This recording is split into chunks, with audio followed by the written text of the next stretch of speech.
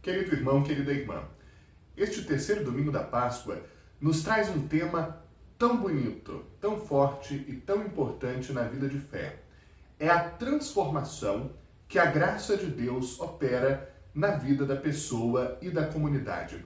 Uma transformação profunda, autêntica, marcada principalmente pela experiência de dor, sofrimento e morte, em contraste com a experiência de ressurreição, alegria, força e esperança que Deus conquista, que Deus opera, que Deus faz surgir na vida daqueles que deixam que a sua história seja moldada e construída por Deus mesmo.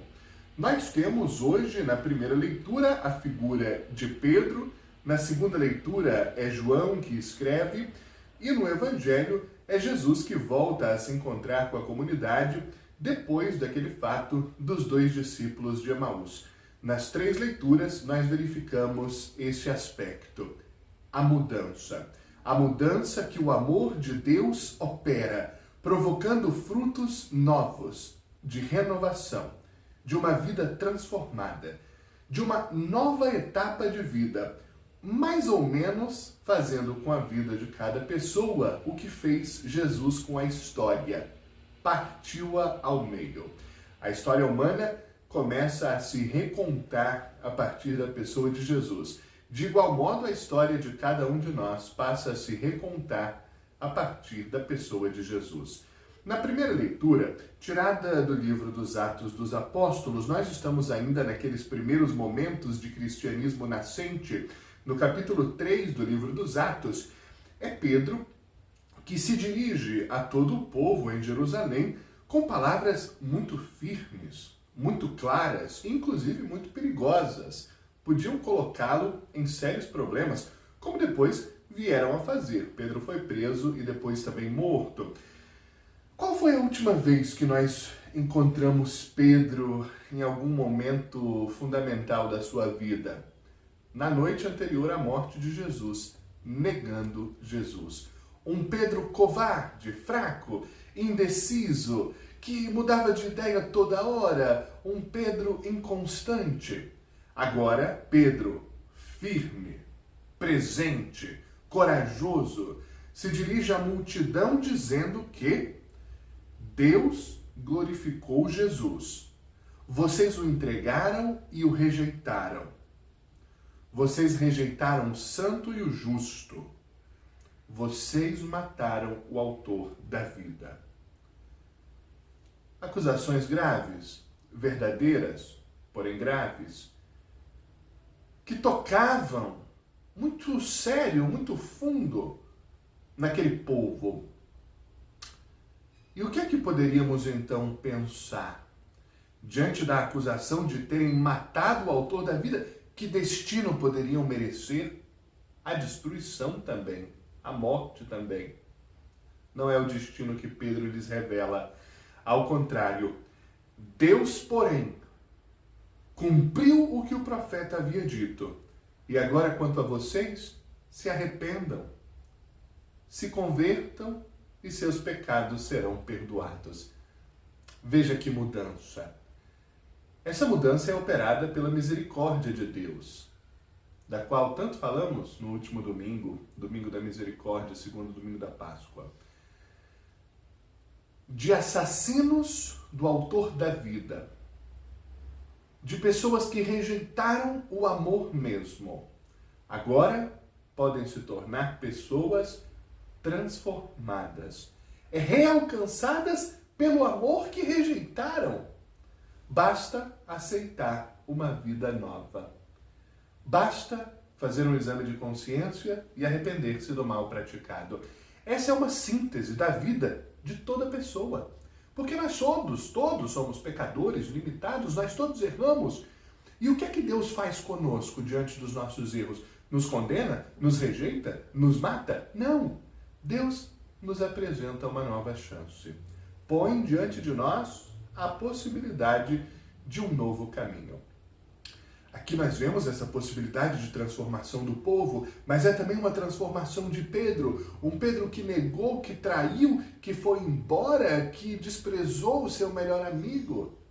Agora está aqui falando em nome dele. O que aconteceu? Jesus o redimiu. Jesus deu a ele uma nova chance de professar, em cima daquela negação tripla, agora uma fé renovada e decidida. E Pedro leva a sério essa nova chance, tanto que irá até o fim por Jesus. Na segunda leitura, é João que escreve em sua primeira carta e diz: eu escrevo para que vocês não pequem. No entanto, se alguém pecar, tem um defensor, Jesus Cristo.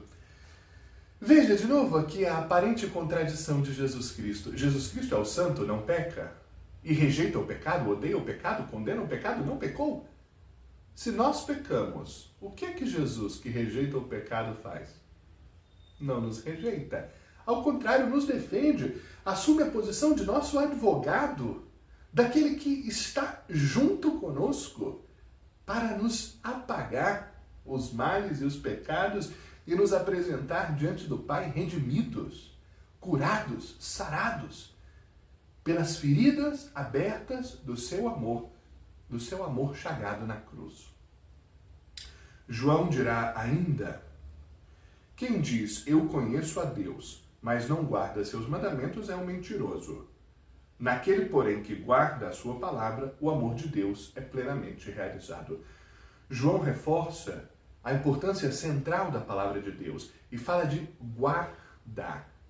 Guardar aqui significa colocar no lugar interno mais precioso que existe, lá no coração, lá na consciência, lá na essência mais profunda do nosso próprio eu, deve estar a palavra de Deus. E qual é a palavra de Deus? É o amor. É o amor concretizado no dia a dia, na rotina, no relacionamento com cada próximo, em cada aspecto da existência. A palavra de Deus é o faça aos outros o que você gostaria que fosse feito a você. A palavra de Deus é o amai-vos uns aos outros como eu vos amei. A palavra de Deus é felizes os que constroem a paz. A palavra de Deus é se alguém te obrigar a caminhar 1 quilômetro, caminha 2 com ele. Ama o inimigo, reza pelo que te odeia. A palavra de Deus é dá a quem te pedir. A palavra de Deus é o cuidado com o próximo, a generosidade, a superação do ódio, a reconciliação, a superação das rupturas provocadas pela falta de amor. A palavra de Deus precisa estar nas nossas entranhas, precisa estar dentro de nós e de dentro para fora nos transformar e se tornar o nosso agir, a nossa conduta. No Evangelho, Jesus ressuscitado novamente aparece no seu corpo glorioso, pleno. Estamos na continuidade da narrativa dos discípulos de Emaús. Aqueles discípulos que estavam deixando Jerusalém, o sonho acabou, a história fracassou, a esperança morreu. Jesus de Nazaré foi derrotado. Vão embora. Voltar para aquela vidinha de antes, lá longe, fora de Jerusalém. Vão tristes, amargurados pelo caminho, e Jesus ressuscitado se põe com eles e faz o coração arder, e parte o pão, e ao partir o pão, eles percebem que é o Senhor da vida, que alimenta com o pão da sua própria pessoa a caminhada dos tristes e falidos, dos derrotados, dando-lhes uma força nova. O que é que fazem? Voltam para Jerusalém. Vêm correndo, entusiasmados, o contrário de quando partiram. Partiram cansados, amargurados, de cabeça baixa. Agora estão de volta radiantes. O Senhor ressuscitou, como havia dito. Nós o vimos e o reconhecemos no pão partilhado conosco. Voltar a Jerusalém é tão significativo quanto ter ido embora. Ter ido embora de Jerusalém significou virar as costas para o sonho vivido com Jesus. Mas voltar para Jerusalém, além de uma nova adesão a Cristo, é voltar para o lugar da cruz. É perceber que a cruz, embora seja dor, tortura, morte, sofrimento, é também a salvação.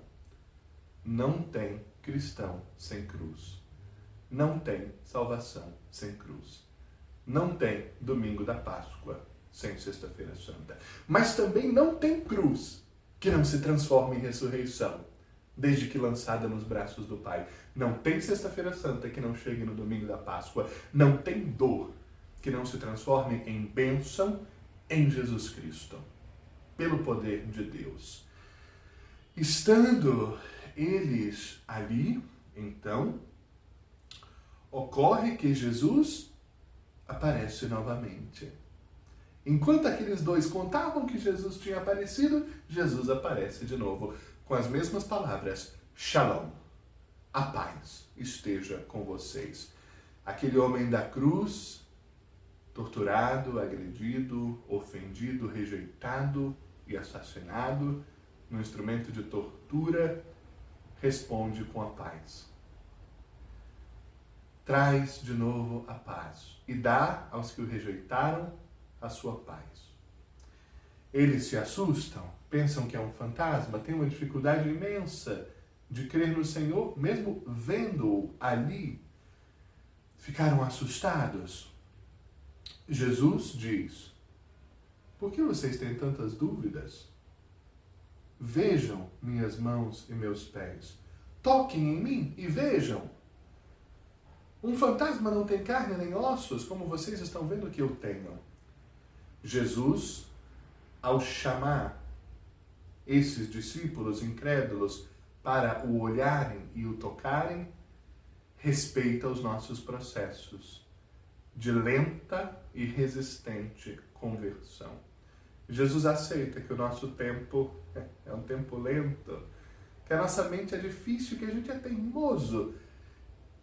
Jesus permite os nossos processos, ainda que difíceis e não justificáveis, de crer. E nos mostra as suas feridas, para que nós nunca nos esqueçamos que Jesus responde ao mal, fazendo brotar da chaga a paz, fazendo brotar da rejeição e da dor a salvação e a esperança.